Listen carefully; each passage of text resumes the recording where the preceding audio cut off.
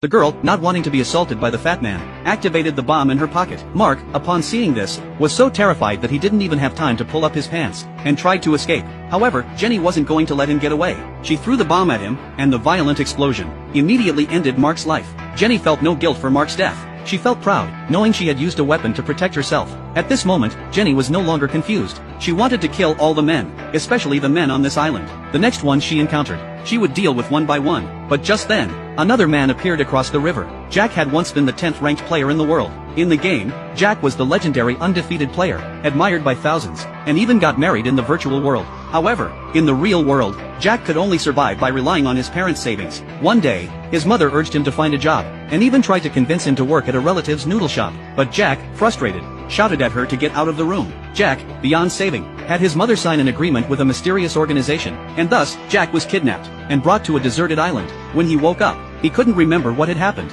There was no signal on his phone, and a strange gem was embedded in the back of his hand. Luckily, his body felt normal, and when he found his backpack, and a strange satchel, he thought things might be okay. However, the jungle was full of insects, and he hurriedly ran out. But the worst part was, he realized he was stranded on a deserted island. After finishing the last of his food, he noticed 8 cubes inside the satchel. When he accidentally pressed the activation button, the cubes began a countdown. The ticking numbers made him uneasy, and he quickly threw the cubes away. The next second, the cubes exploded violently. Jack finally understood what the cubes were. At this moment, a figure appeared in the distance. He rushed to call for help, but the person pulled out a bomb. Unprepared, Jack was blasted to the ground. In his panic, Jack couldn't think straight, because Hans was already chasing him with a bomb. Jack had no choice but to grab something and run for his life. He didn't even understand why Hans was trying to kill him, though Hans was confused by Jack's lack of retaliation. When Jack raised his hands in surrender, Hans still chose to blow him up. The impact and smoke from the bomb made Jack vanish from Hans' sight.